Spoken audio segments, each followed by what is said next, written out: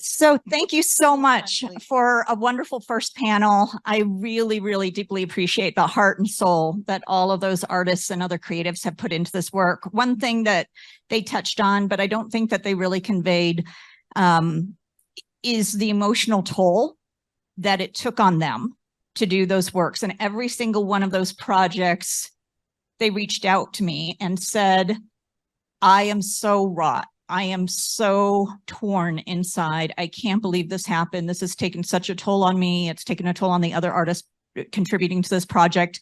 What mental health supports do you have? And I'm like, I'm a lawyer. I have none, none. And it is true that we lawyers, we see this stuff and we collect these testimonies, and we experience significant secondary trauma from it. And that's one of the reasons why I am so grateful for the people on this next panel. Almost all of them have been shoulder to shoulder with me, hearing horrific stories, and then trying to document those and get them into the court record, trying to get them into the public record so that the children's rights and their health and well-being can be protected. And I want to just tell you who's with us here today. Hope Frye, who's on the screen, has been involved with the Flores litigation for decades now. And she was the team lead on most of the site visits that all of us conducted together, and has provided courageous advocacy, for these children and support for her teams, both the lawyers as well as the behavioral health specialists, as well as the doctors. And without her, so much of this would not have happened. And so she right now, unfortunately, is devastated not to be with us, but she's ill. And if she traveled, it would be likely to get much worse. And so we miss her being in person here today, but we're grateful to have her on the screen. In addition to Hope, we also have Elora Mukherjee, who also was on a number of these site visits with us. She's the Jerome Green professor at Columbia, where she runs the Immigration Rights Clinic. And she has been providing national leadership, testifying in Congress, and working with impact litigation all around the country. And she had classes today, so she couldn't be with us today, but we're grateful that she was able to join us online. And then in the tan jacket, we have Scott Hollander, and Scott and I have grown up together as baby child advocates who both graduated, went through law school around the same time, both had these dreams. He wanted to do child advocacy in the United States. I wanted to do child advocacy internationally. And because there were very few of us, we've stayed in regular contact over the years. And with the border crisis, we found that our practices were aligning and overlapping. He founded Kids Voice in Pittsburgh, Pennsylvania, which provides wraparound services to children in crisis, including immigrant children who are arriving to the Pittsburgh area. And he has a whole team of attorneys and social workers and connects them, with the services that they need so that they can navigate these crises in as healthy and supported a way as possible. And then we have Mary Kelly Persyn, who is also a child advocate. All of us are lawyers.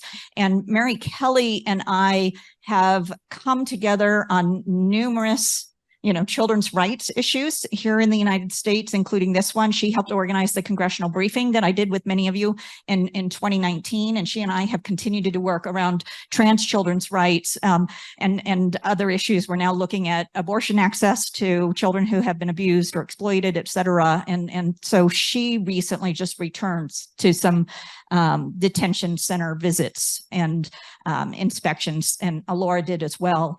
And then I invited Josh Schroeder here. And one of the reasons, Josh and I have never even met before, but we have been in near constant contact for the last couple of years because he's an immigration attorney who is a artist and writer and musician and poet.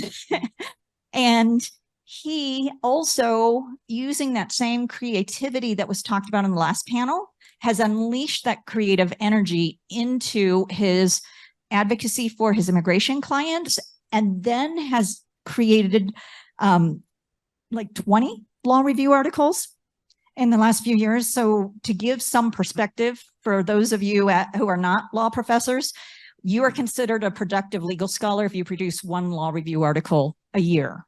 And he's been producing one law review article every few months tirelessly. I will receive an email from him. He's like, here's my latest article. I think that we need to approach habeas differently, blah, blah, blah, blah.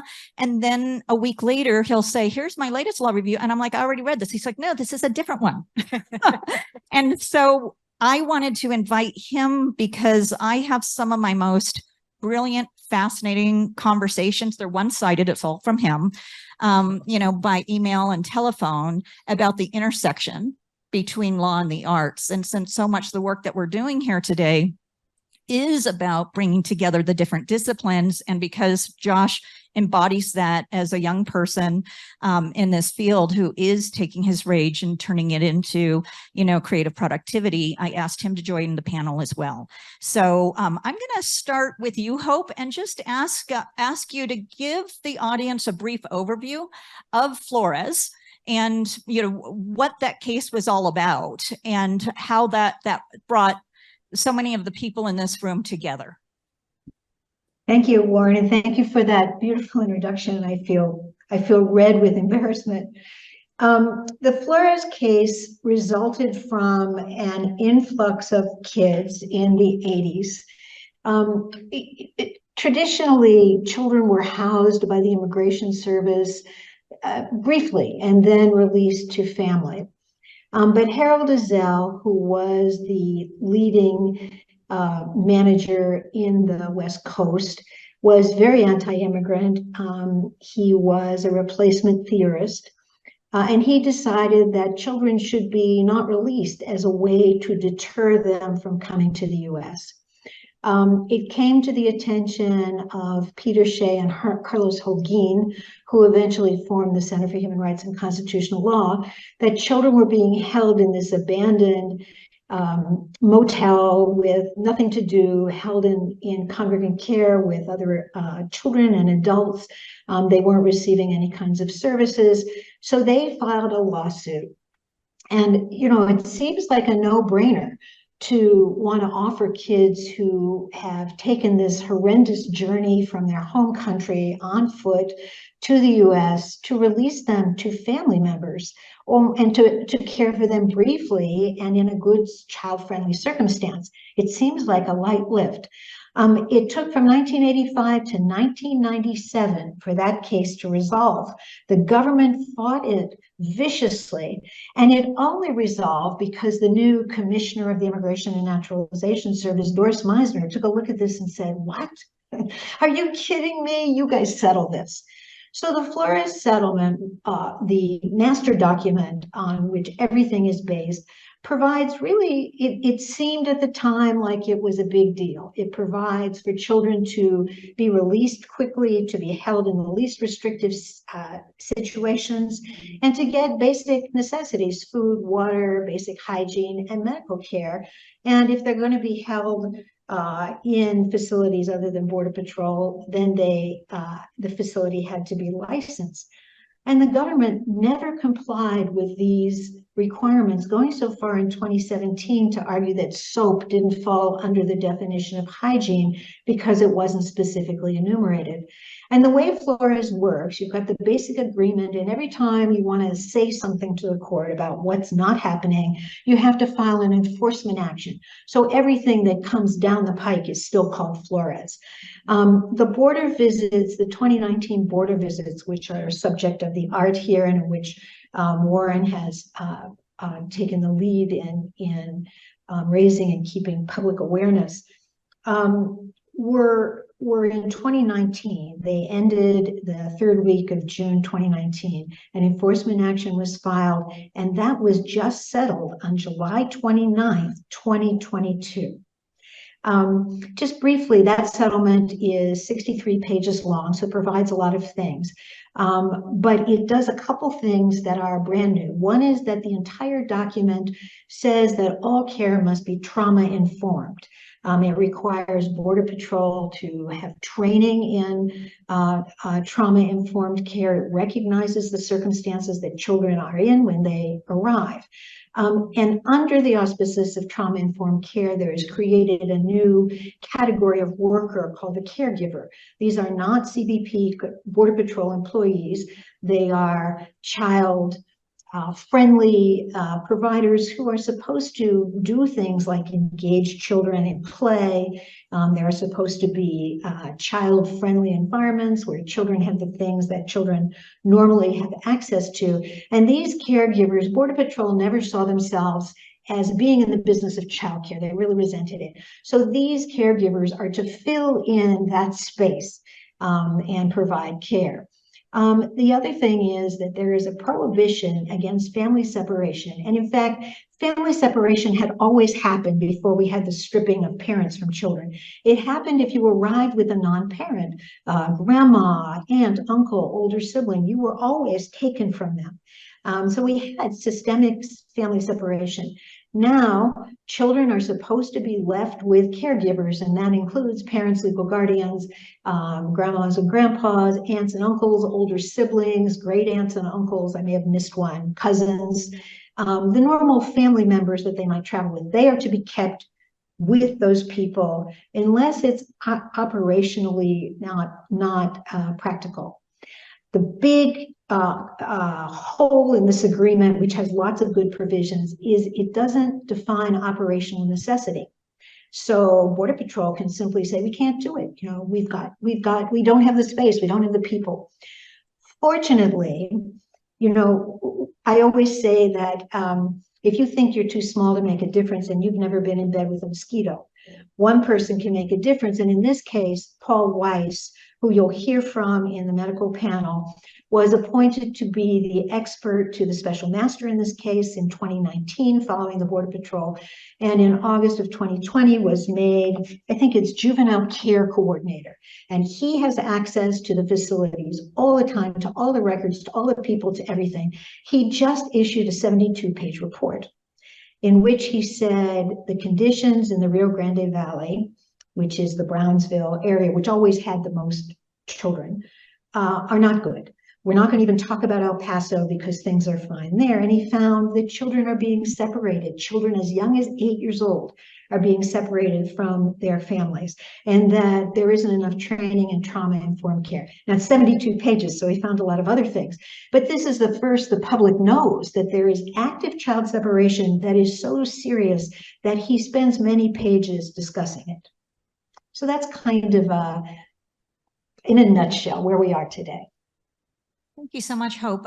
Since you brought up Paul Weiss, I wanted to explain, or have you explain actually, a little bit of that context. And so you led a visit in spring 2018 where we saw widespread illness among some of the children that we were visiting. And in fact, it was, we later found out that one of the children who was in that facility around the same time that we were there conducting an inspection became the first child known to have died in or shortly after being released from government custody in almost 10 years. And then you'll recall that approximately 7 children died either in government custody or shortly after being released. And we were doing visits that entire time.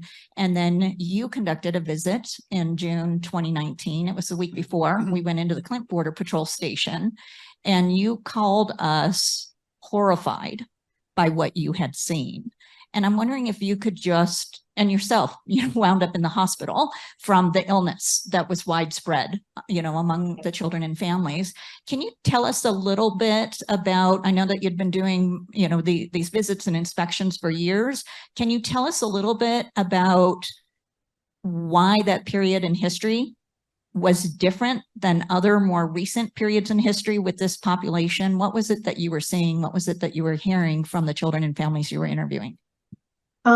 There were a huge number. There are 6, I had teams at 6 Border Patrol stations in the Rio Grande Valley, and a huge number of unaccompanied children and children and families, 2,500 at one facility.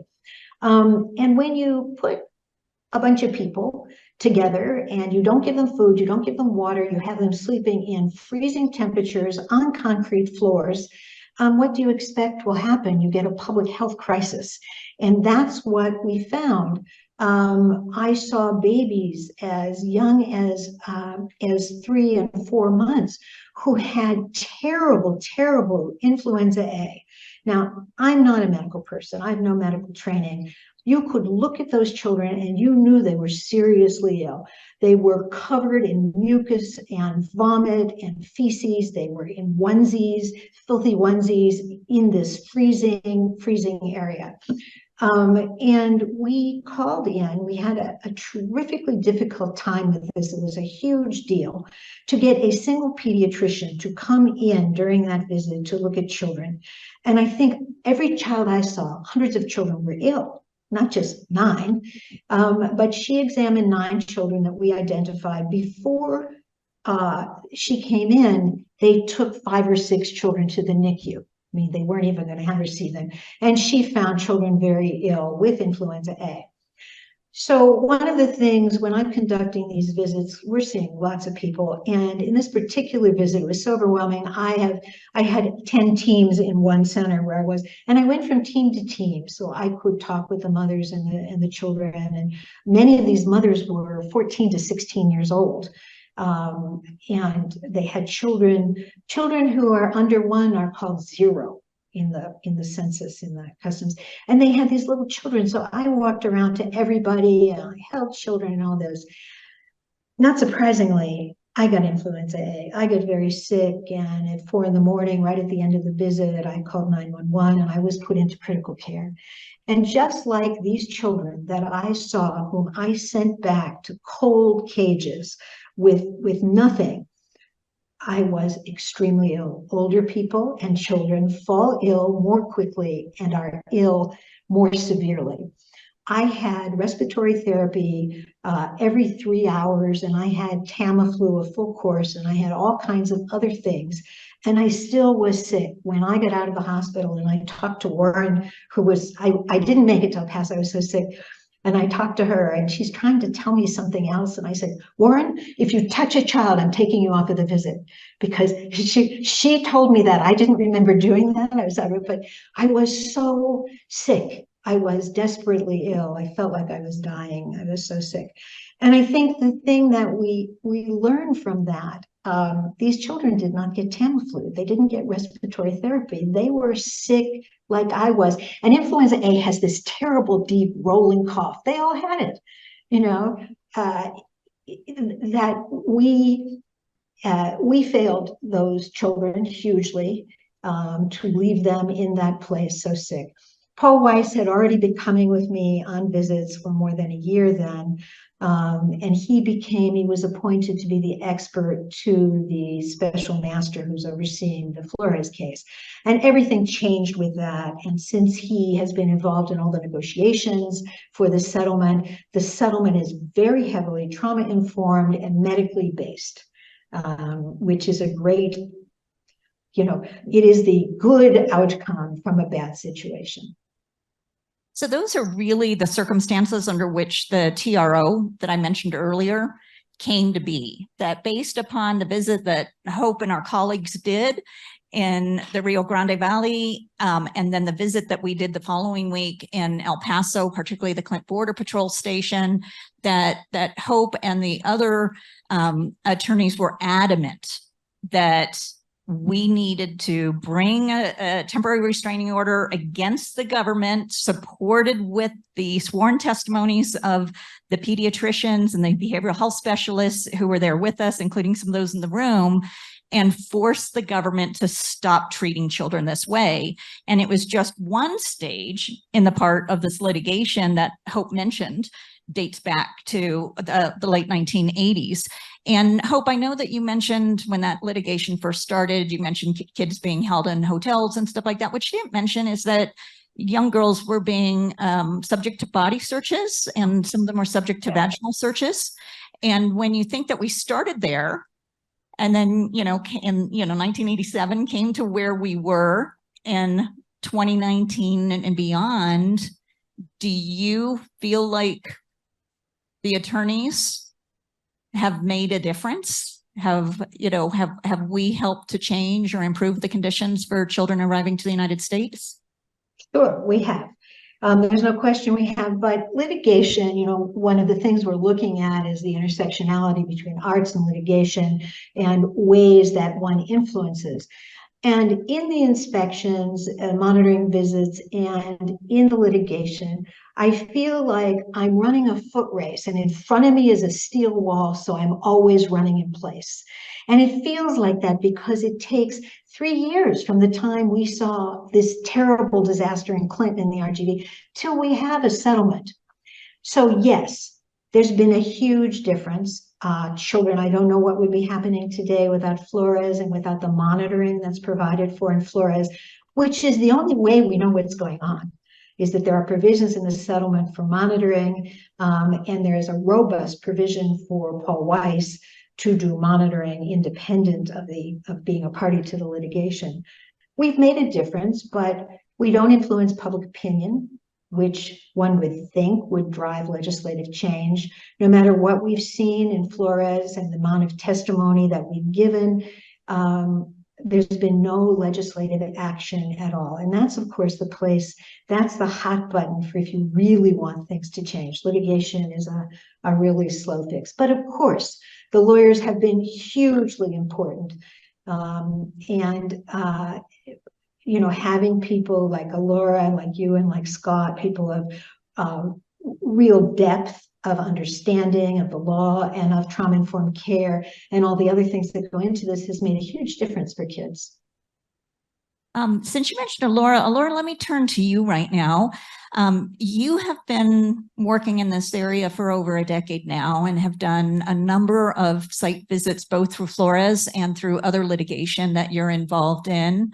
What is your perspective? Are you seeing a difference? Are you seeing any improvement? Do you have hope based upon all the energy that you and your students and collaborators have put into this advocacy work? Thank you, Warren and Hope and everyone. It's such a pleasure to be here with all of you, and I'm sorry I'm not there in person.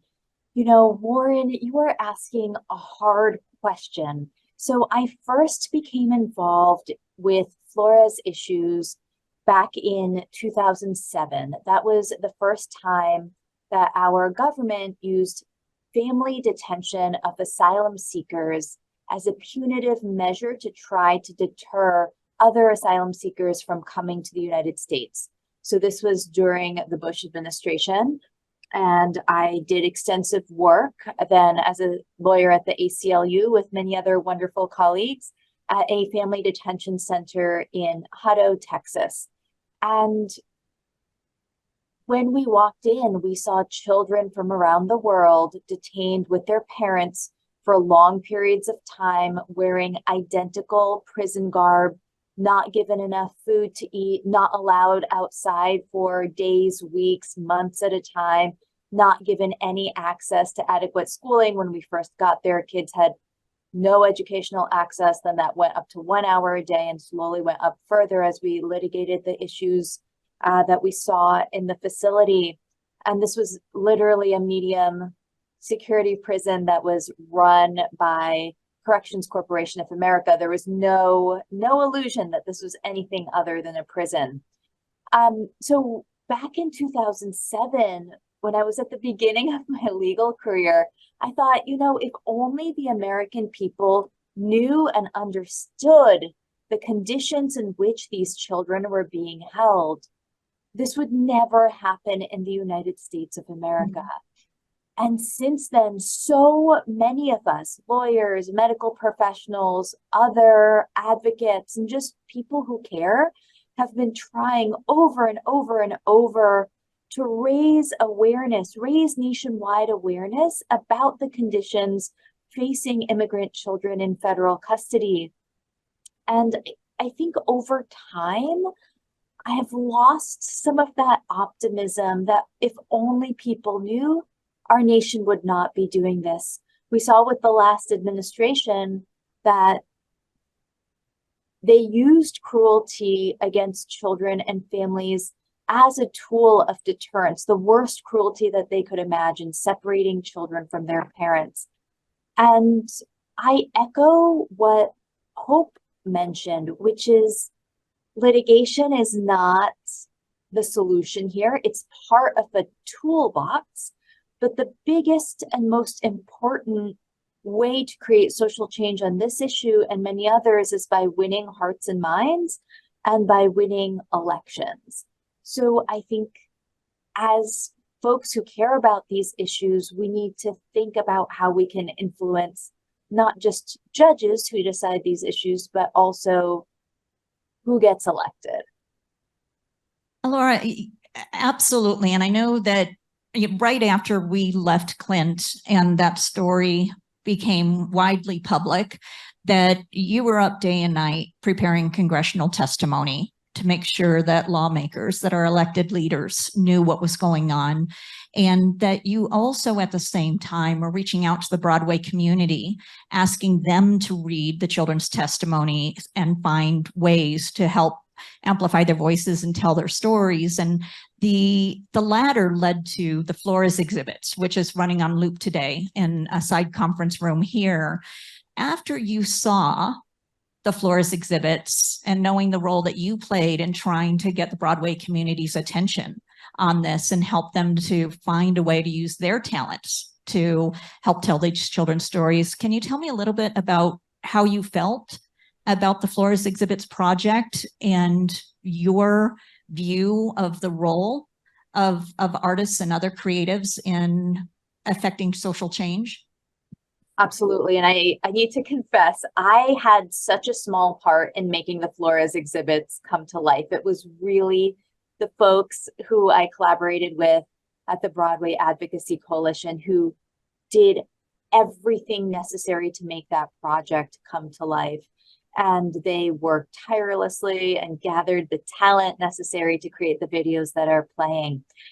You know, I think artists and folks with creative backgrounds are extremely talented in connecting with folks and reaching people at a visceral level to change hearts and minds in a way that maybe us as lawyers aren't quite as well trained to do, and it doesn't come to us quite as intuitively. And the folks who put the Flores exhibits together, Waterwell and others, they then used the exhibits as a way to try and influence public opinion on immigration issues. And they showed the exhibits over time in swing states that they identified would be particularly important for the 2020 election. And I thought that was brilliant to take the children's own voices and experiences, translate them out of court documents that no one other than a very select few lawyers and a judge will ever read, and make them accessible to the public, and then show them in public settings that might influence nationwide immigration policy. So for all of you who are artistically, theatrically inclined in the room, you have such an important role to play in trying to change public opinion on all of these immigration-related injustices. Yeah, Elora, it's you mentioned something, and it tied back to what Brandon Curl, who was the visionary for Hear My Voice, Escuche Mi Voz, said earlier about the importance of getting this artwork to where people are, to utilize digital media, to utilize digital platforms. And I know that there were several groups that we were working with who were trying to do this leading up to the election, and that polling done after the election showed that among women, the separation of children from their parents and the detention of children arriving to the United States was one of the top issues that influenced the way they voted. And I think that's a real testimony to all of the artists and the creatives who embraced these children's really, really painful testimonies and made sure that they became a part of the social consciousness and not a political football, that was being played. I want to turn now to Scott, because you talked a little bit about both of you talked a little bit about the importance of, Congress and legislation and the role there. And Scott, I know that you and I have, had the experience of going to Tornillo together, which is a giant tent city in the desert. And some of the others in the room were also on that visit with us. And there were at times over 3,500 kids being kept in tents in the desert on a land that was unregulated by anybody but the federal government. And it was right on the US-Mexican border. And I would like, if you're comfortable, for you to talk about how that visit impacted you and the work that you were called to do in DC after that visit. Sure. Well, first, people should know that I don't come at this work as an immigration attorney. As Warren explained, our organization, Kids Voice, represents children in the child welfare system and dependency cases in Allegheny County and Pittsburgh, Pennsylvania. And we do have cases that involve immigrant, children in a whole host of different areas. And so when Warren asked me to come to Tornillo, because she wanted to think about the intersection of child welfare and immigration issues and how trauma-informed care in the child welfare system might inform some of the things that were happening. That I went, and it was profound. It was, to me, so much worse than all of the horrible things that I've seen in domestic abuse and neglect cases in terms of our policies. And I'll just share one quick story of obviously. You've seen all of the written testimony and how it's been incorporated into the art and talked about that. And as a side, I think that's a part of where the lawyers have made a difference, because those don't happen without those interviews and those site visits. But so Rosie was she was about this high. She's about to turn 18. When she was 2, her dad left for the United States, and her mom decided she couldn't raise Rosie and her younger sister, so she kept the sister and gave Rosie to the grandmother. The grandmother died, passed Rosie on to her aunt. And she lived with her aunt and her cousin and grew up there. She reconnected with her dad at 13, began to have a relationship. He came and visited. He had married a United States citizen, and wanted to sponsor Rosie, her aunt, and Rosie's cousin to come and live with them in California. Had a place for them to live, had a job for the aunt, and bought them a bus ticket and a plane ticket and a bus ticket to come across the border and do this. They were taken into custody, and in the middle of the night, Rosie's aunt and her cousin were released together because they were family. But Rosie wasn't, and she had been in care for months because they were waiting for fingerprints to come through. And it was just devastating to see what was happening. And she was going to turn 18 and go from that facility to an ICE facility where she was worried about being sexually assaulted, abused, being sent back to where she came from.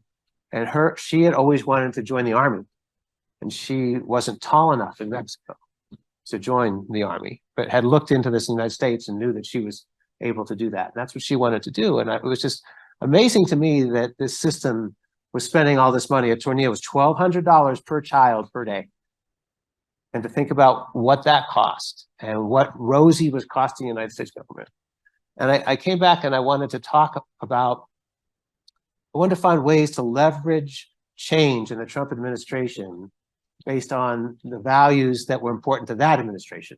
Not necessarily because it was the right thing to do on a human scale, but because it made sense financially, to think about the millions of dollars that were being spent, because at that time it took an average of 89 days to get children out of placement. At $1,200 a day, that's a lot of money. And when you think about how you could, ways that could have been improved, and just improving the fingerprinting process and accelerating it. But also to talk about the fact that those dollars weren't being spent in any senators or member of the House's district. They were being spent on federal property in Tornillo. And so the idea that they're also these are funds that at the time, well, I just have to say one other thing, which is that our federal government had shifted on the child welfare system to say that congregate care was no longer a good thing. That there was an effort led initially by the Casey Foundation, and then by, as it moves its way through the government, to basically reduce congregate care because it costs too much money and had horrible outcomes for children.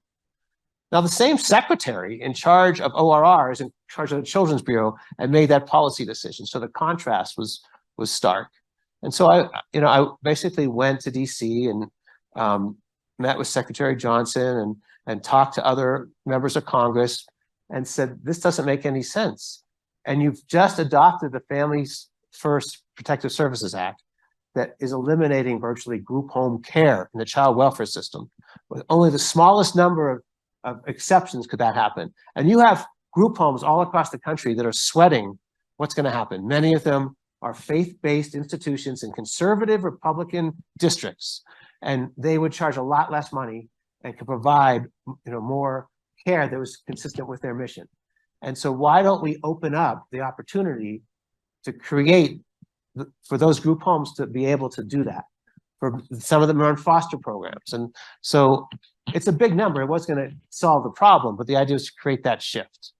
And we got traction on that. And there were RFPs put out, and there were changes that happened between Tornillo in 2018 and 2019 that came from the collective advocacy work that all of us did. And you talked about the numbers at Tornillo. I think Homestead also had about 3,000 youth. And by 2019, both of those were closed. The average stay went from 89 days to 14 days, the process. Fingerprinting used to be required for every member of the household, and then it was only the sponsor. Soft-sided tents were permitted, and now they were not under the authorization of the emergency funds.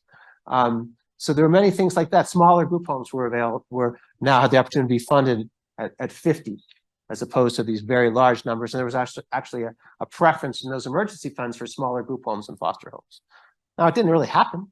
So to answer your question, do we make a difference? I don't know. I mean, I think we keep trying to make a difference. I think that the biggest part of well, I'm saying too much, but the biggest part of the difference, I think, is what we don't know, which is what would happen if you did not have those checks and balances. How much worse would things have become? So I'll stop there.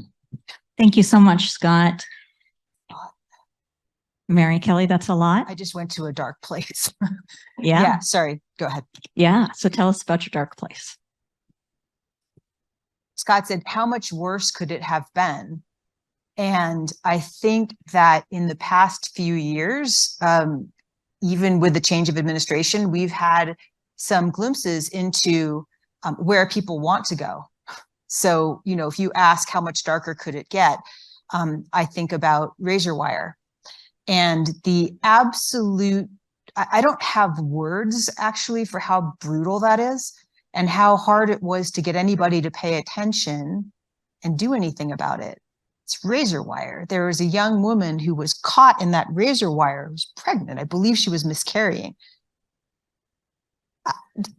In a country where I just, the hypocrisy of all of the different ways that we treat, I keep dropping things, I'm sorry, all of the different ways that we think about and treat children. So this is the worst example that we are gathering together today to look at. And we all remember what it was like to hear that children, babies were being taken from their mothers. That was blank terror, right? And it was done in order to terrorize. So we've got that in our pockets and we're thinking about it today. We're also considering what's going on still currently at the border, right? Where when I did my visit, the guards spoke of the people with whom we were talking as bodies. They weren't people or families or children. They were bodies. We'll move more bodies in here now. I mean, it took my breath away. I'm a lawyer, right? So I just had to kind of suck it up and go, great, bring in the bodies. What? That just encapsulates the brutality of how we think about bringing people into this country. I mean, at some point in history, my family came in here. They walked on a red carpet. They got jobs in New York. They did really well. There's the concept in law, malum in se, and then malum prohibitum, I think it is. One of them expresses an idea of a wrong that is a wrong, like murder. the other expresses a wrong that is wrong because we decided that it was. We don't have to decide that crossing a border is somehow criminal. That's a conscious decision that we made and maintain for no apparent reason. Because if you look at the 10 million undocumented people in the United States and you think about the economic value, and if what you care about is the economy and money and your story ends there, think about them as a generator of economic growth.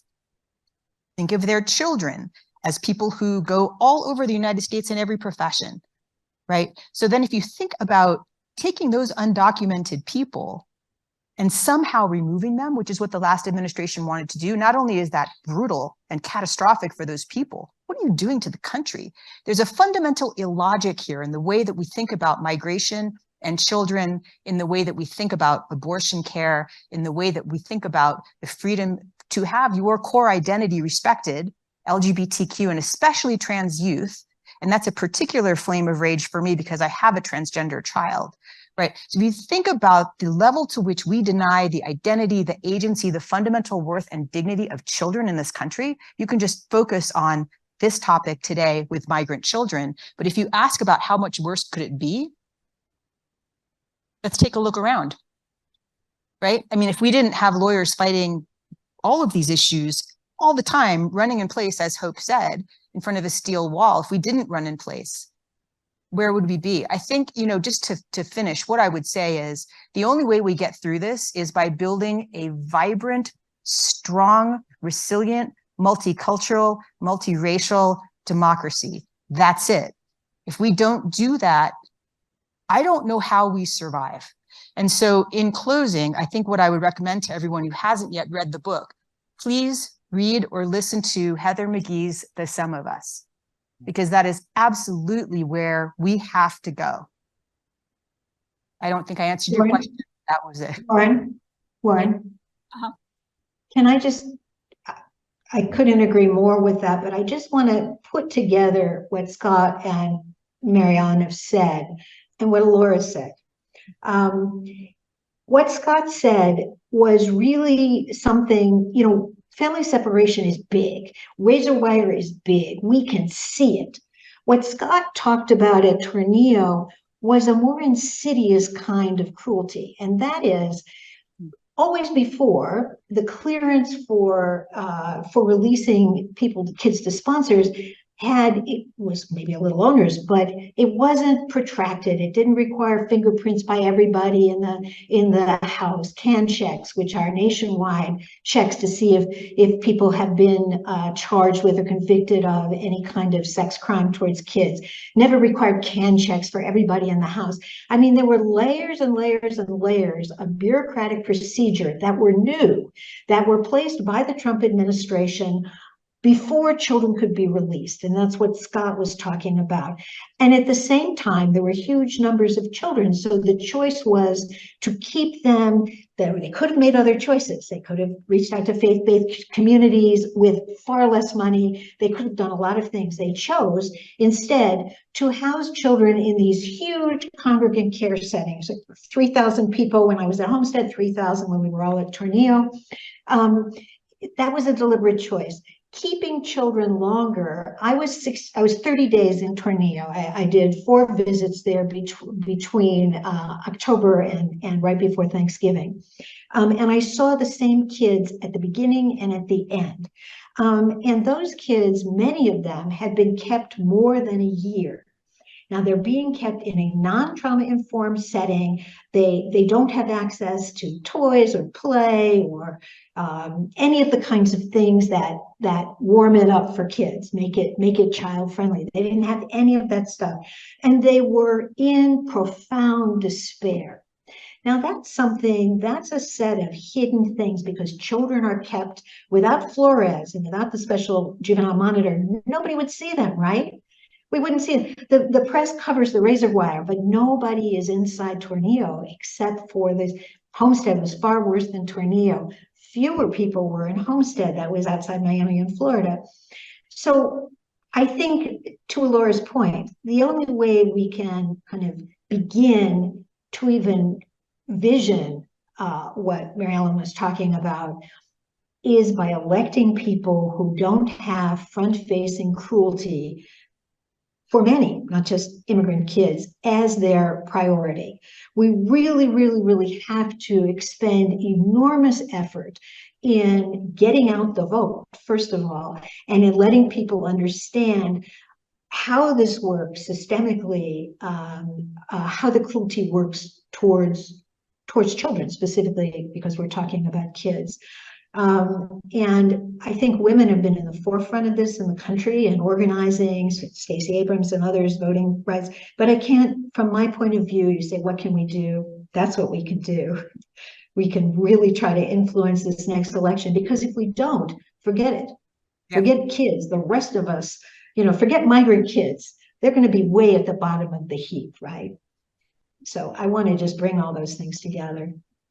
So, both Hope and Mary Kelly, you touched a little bit on child detention, and you've shared some of the numbers, Hope, and you did as well, Scott, as far as the length of time that children have been detained and held in these conditions by the U.S. government. And I want you to look out in the next few months for some research that's being published by Kip Augustine Adams at BYU.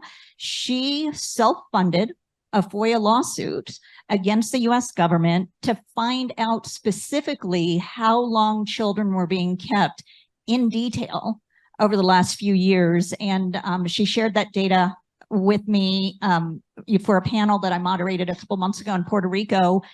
It is shocking. I mean, Scott, I remember you and Alan and I met kids at Tornillo who were there for over 9 months. We were horrified. Hope said she interviewed kids who had been there for over a year. KIF has unearthed federal records showing that some of these kids were kept literally for years in government custody, and she has broken it down by race.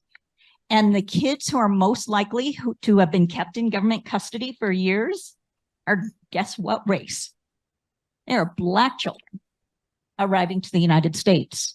And the discrimination and the treatment of those children based upon those numbers is, I was shocked by it, even with all of the racial justice education that many of us have had the benefit of receiving and seeking over the last few years as we have faced more and more of racial injustice in America. But watch for Professor Adams' publication in the next few months, because it is far worse and far more racially discriminatory than I think even we had imagined, and we've seen some really bad stuff out there. Josh, can I footnote just real quickly? Yep. I want to just really quickly, as a footnote to what Hope was saying, I think it's incredibly important to think about the invisible damage. A lot of that invisible damage is done by means of adverse childhood experiences and toxic stress that are not readily visible. So we know a lot more now than we did a few years ago in the medical community, in the pediatric community, about what that toxic stress does to the bodies and brains of developing children and the way that it impacts their health immediately and in the long term. And so one of the things that I talked about in the amicus work I did on the DACA case was the impact. You're being translated. I'm just going to ask that you slow down just a little bit so that our interpreter's eyes don't Disculpe. I don't want to take a lot of time, but I will slow down to just make one point. When I was working on the DACA case, one of the things that we did was to look at the impact on the children of DACA recipients of all the rhetoric saying, we're going to rescind DACA and send your parents back, right? That was invisible. We tried to make it visible to the courts. I hope that we made a difference, but that is catastrophic. And so I just wanted to put an exclamation point behind what Hope said. Mary Kelly, before I move on to Josh with the question I was going to ask him, I actually want to tie that in to some of the work that you do. So you are very well known for putting together multidisciplinary teams and using the expertise, the science and the research that we've done on children and biology and trauma in order to point to as evidence of the briefs that you prepare and impact litigation on different issues affecting children all around the country. Can you tell us a little bit about the importance of doctors and behavioral health specialists and scientists stepping into the space, and as, you know, awful and intimidating and, you know, as we may appear to be as attorneys, to work with us anyway. You know, does that make a difference? We don't Could know you just speak anything to about that? your areas of expertise, so we need you. We're really good translators. I think that's how we make our bread and butter. We're not experts on any of those things. The first thing I would say, though, is that I always want to apologize to all of the racialized and ethnic minority people who have to listen to a white person like me talk about research and what we now know. All of those people have known all of these things since they were born. Right? So it's a little insulting. What I try to do is seek out especially experts who are racial and ethnic minority professionals who are engaging in this research themselves, so that the study design, so that the questions, so that the way that the study is carried out can be as respectful, like maximally respectful of asking a disrespectful question. The disrespectful question is, does it hurt children to hear racism? How disrespectful is that question, right? And yet that's the research that I rely on to try to make these arguments. Race-based traumatic stress is real. It's highly damaging. When you go to states that are now eliminating the ability to tell the truth about just that sentence, think about how much worse it is for those children, right? The majority of public school children in Florida are racial and ethnic minority children. You can't tell the truth about them in their own classrooms, right? My child, transgender child, if my transgender child and I lived in Florida, I would tell you right now, we'd be gone, right? But if we were still there, my child could not be recognized or mention their identity in their own classroom, where it's supposed to be a safe space, where they're learning, right? Benefiting from care. Yeah. So I'm going to stop there, but the importance of experts to that work cannot be overstated. So social workers, teachers, nurses, pediatricians, psychiatrists, psychologists are mostly those people. Thank you, Mary Kelly. Okay, Josh, you're my hope. Like, you're the next generation. You send me all these really brilliant emails about how we can change the world and change the law, and you tie it back to the founding of the country, and you talk about the influence of early American artists and poets and how they influenced the framers. Give us something. Like, we're looking to you to pass the baton to with this shining bright light about how this is, the hope is part of our DNA, the freedom is part of our DNA, arts interacting with democracy is part of our DNA, immigration is part of our DNA. Wow. I mean, But no pressure. yeah, I mean, first of all, I see all of this. I don't know if this is picking up, but Do you want to just hold it? I'll just You can just hold it in your mouth. Okay. I see all of this art, and it's just a drop in the bucket of what we see every day, of stories that we hear and put down in asylum briefs, and no one will ever know about them. And there's thousands of those stories happening all the time. And when I am confronted with it more and more, all I want to do is dismantle this whole thing. Like, that is all I want to do. And I do not see any politician who wants to do that. None. And so I'm doubtful that the answer is politics yet. But I want to give hope to this. I'm going to rely on my artist background. I was a songwriter before I went to law school, and I was the artist that was so angry about how artists are treated in this country, which is also not good, that I made it all the way through law school, and all of my other artist friends dropped out, but I made it through because it's really soul crushing just to get through that. And what I want to recognize is that artists are really strong. I'm really strong because that's kind of part of what we do, is we observe the world and we show people themselves, and that's basically like what coming off of these comments, these talking points. I kind of view the wall and the barbed wire buoys or whatever Texas decided to spend a lot of money on as art exhibits. They are really horrific, really expensive, wasteful, ugly art exhibits. And they're only there to convince Americans that this is us, that the founders of this country, they weren't really for, you know, being a nation of immigrants. What they were for was for white, rich, landed people. And that was it. And I've done over a decade of research at this point, and I've published 20 articles and counting. And I have a book entitled An Appeal to Heaven, Restoring the Ideals of the American Revolution for Our Children's Children, which is not published yet, but I have a book agent. And what I've learned is that that's all wrong. The founders, basically, I have two things to tell you. One, there is a woman poet named Phyllis Wheatley, who was a Black woman slave, and she did what you guys are doing now. She focused on the Puritan form of poetry, which was the elegy, which is about death.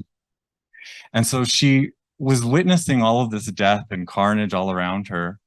And just to give you a taste of her beautiful words, one of her quips was, "On death's domain intent I fix my eyes, where human nature in vast ruin lies." And she would unwaveringly look at suffering and somehow find a way to bring hope. And she did that through her faith. She gave these visions of souls wafting through the air, and, you know, the afterlife, and the idea that, you know, death is a symbol of freedom, and that we shuffle off this mortal coil. And what she did is she gave the revolutionaries, white men, bravery to stand up against the British Empire.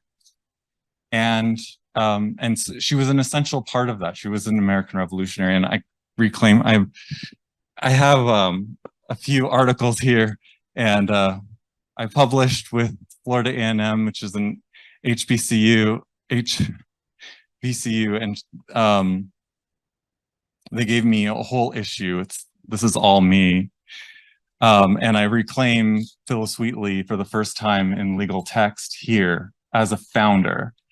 And I also have another article that will go right along with your economic arguments, and I want you to have it.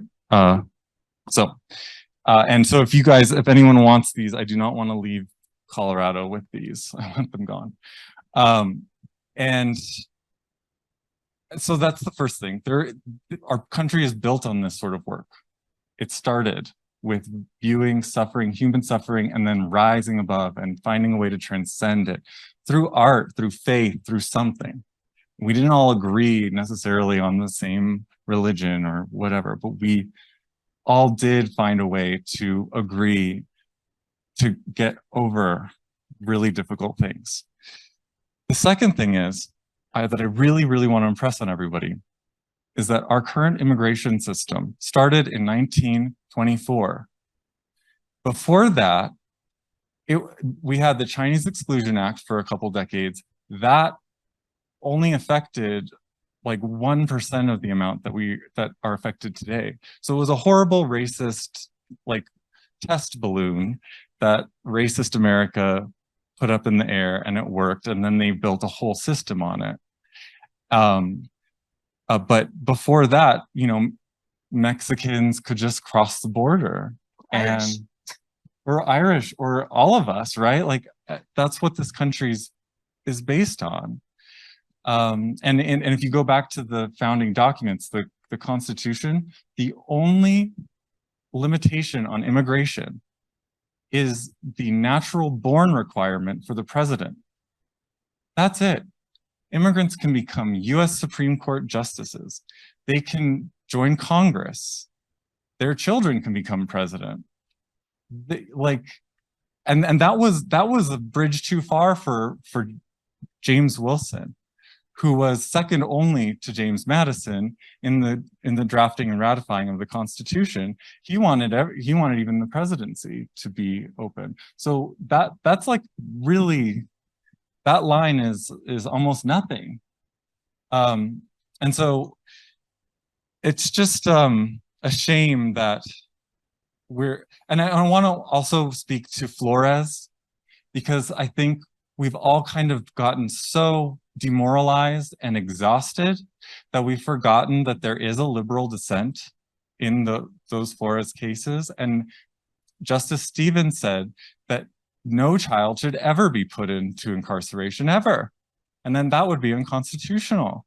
So, and they're breaking the settlement. So why can't we get a judge to just say no? Yeah, that's where got to see your hand up. Yeah, so I want to speak to two things about hope, and not that hope, but about this idea of where hope lives, I think. Because I think we're talking a lot about sweeping policy changes, changing the system, figuring out how we can get Congress to act. And I think there are sweeping changes, like we'll hear Lee at lunch talk about Mizell and how that changed family separation. That was huge. And maybe the rest of us are treading water.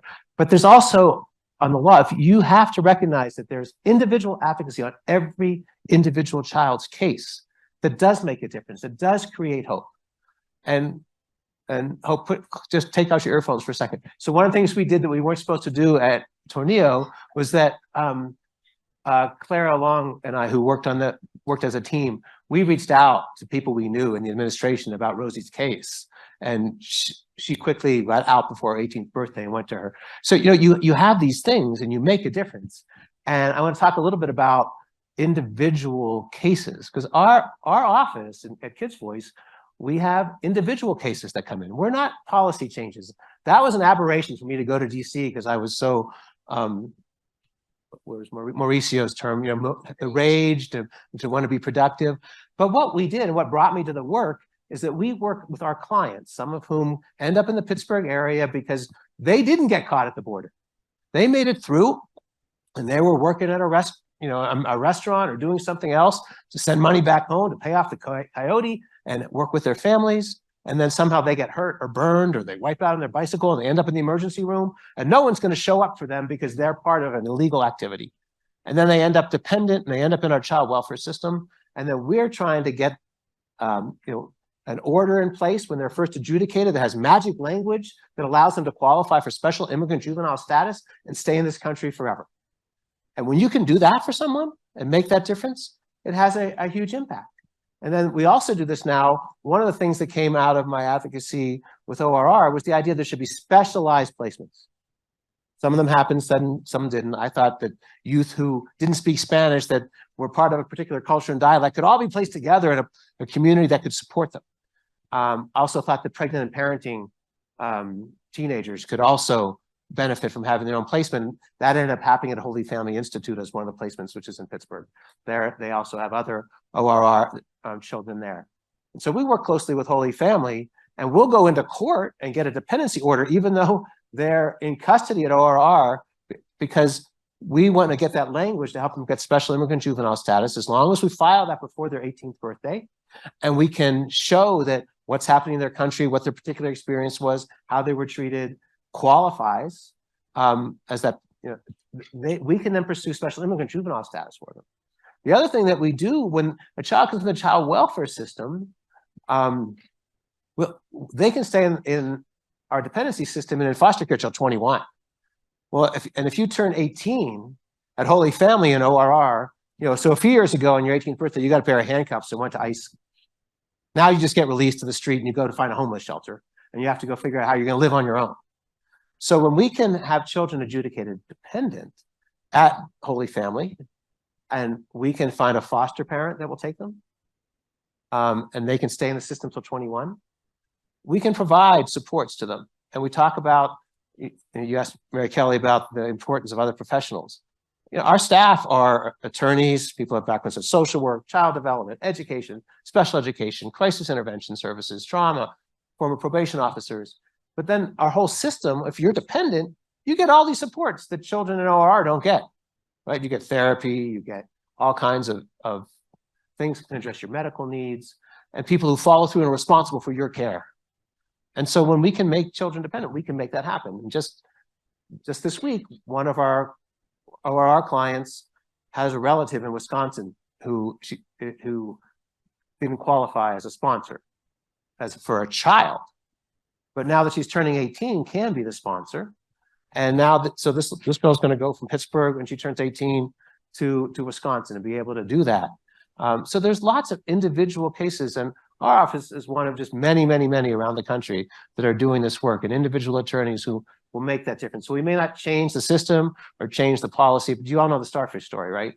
You know, so it's like that. So we got to fix it for all the starfish on the beach, but don't forget that there are people individually throwing one at a time back into the water and keeping them, you know, thriving. Yeah, thank you. Warren, could I just say one word about what Scott said? Scott is talking about special immigrant juvenile status is a form of relief, humanitarian relief, that's available to children who are in the United States under 21, who have been neglected, abused, or abandoned, or some similar circumstance, and for whom reunification with one or more parent or both parents is not possible, and that it's not in their best interest to return to their home country. Children who are adjudicated this way are entitled to lawful permanent resident status and are on a path to citizenship. This is an area where I'm working. You know, I worked at the border and I said, well, you know, this is fine, the border, you know, we're backed up against litigation, but what is it that we can do that helps kids now? And we estimate that 80% of the children, unaccompanied children, would qualify for this remedy if they could access it. Any child, no matter how long they've been here, who meets the definition of a child under the state law where they live, who meets the abused, neglect, abandon requirements, can get special immigrant juvenile status. The problem is that it begins with a state court order of dependency, and it doesn't have to happen in the format that Scott's office uses. You can have a child released to a sponsor and they wind up in picking sala in rural America and Western Washington state. That child, if they are under the age, they're still defined as a child, if they have a lawyer who can go into state court and get them some sort of a dependency order. In many states, that can be all kinds of different orders that qualify as dependency. If they can get that order with the special findings that are necessary to support a petition that is then filed at USCIS, they can get this status. If you think of this, to Scott's point, as many as 80% of the unaccompanied children not arriving, but already in the United States, because there's no age limit on this. You don't have to have started it when you came. As long as, and most states, if you're interested in this, go to projectlifeline.us, which is my nonprofit website, and look under our projects. You will find a huge library that relates to this predicate order, this underlying order for that supports a special immigrant juvenile status. This is a huge area where people can make a big difference. Sorry. Well, you can tell we're attorneys, right? No shortage of words with our crowd, and we could go on all day, but we're not going to, I promise. Let me just take a couple of questions from the audience to bring you into this conversation. I want to thank you for this great discussion. I have a question about the whole SIJV and also trafficking visas, U visas. And I agree with you that I'm not a lawyer, but I pretend to be one sometimes. And I'm a physician, and I think that most of the kids that I've seen who've been unaccompanied could qualify for that, or unaccompanied refugee minor status. And I guess the question I have is how how can they be fast tracked into that? Is there some way to do this standardly nationally? So these kids, I've taken care of unaccompanied refugee minors, refugee meaning they have legal status, who have the exact same story as a kid from Guatemala who doesn't have that status. And the unaccompanied refugee minor program that's federally funded only takes a couple thousand kids a year. So how can this whole morass be fixed? Thank you, One Janine. of the problems with that is that the SIJS, Special Majestic Juvenile, requires a state order. And so you can't nationalize it. It's got to be state by state. We're looking, one of our projects is to expand the cohort of lawyers that do this, but it's not susceptible to that for that remedy, that idea for that reason. Thank you, Hope. Megan, is there a question online? There is. Deborah would like to know if Rosie was able to join the Army.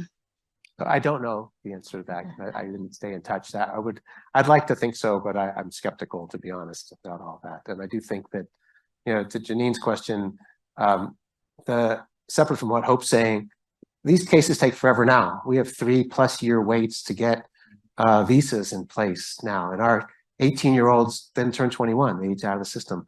It's very frustrating. The country caps, that's a big problem as well for all of those cases. So I also have a small answer to your question. I wrote a guide called "A Candle in the Labyrinth: How to Assert Habeas Corpus for Immigrants" after DHS v. Thuraissigium, and that's another answer to all of these issues is habeas corpus. There's something called the suspension clause. You cannot suspend habeas corpus unless there's an invasion or rebellion. That's why Trump is saying these mothers and children are invading us. Ooh, there's a legal reason. And it's laughable, and it should be laughed out of court. Even by a conservative judge, it should be laughed out of court. And that's an answer. So there's a way forward in the court too. Thank you, Josh. One last question. Anyone? Hey, Warren. Yes, sorry. Andy. I would just concretely agree with Scott. There's artistic and cultural precedents for using rage in art. And I love this idea of taking that barbed wire and making it an exhibit, because there are current artists living and working today like Ai Weiwei, the Chinese dissident. There's Nick Cave, who's turned a light on systemic racism against a Black community. So there is precedent to do that, and to even be even more powerful and rageful and in your face about this issue as possible. Yeah, and along those lines, you will notice that we moved some of Chandrika's works outside, that she moved those next to concrete benches and stuff, because that's what we would often see in the facilities. Children on concrete floors, children sitting side by side on benches. And it is using a different medium. It's Mylar and not razor wire, but you are absolutely right that these media really allow us to have an impact, to make people feel uncomfortable, because they should, because these are atrocities that are being committed with our dollars and in our name by our government. And it's our responsibility to tell them, no, you need to stop, and then to do everything within our power using the talents that we have to try and make it stop in order to protect these children and their families.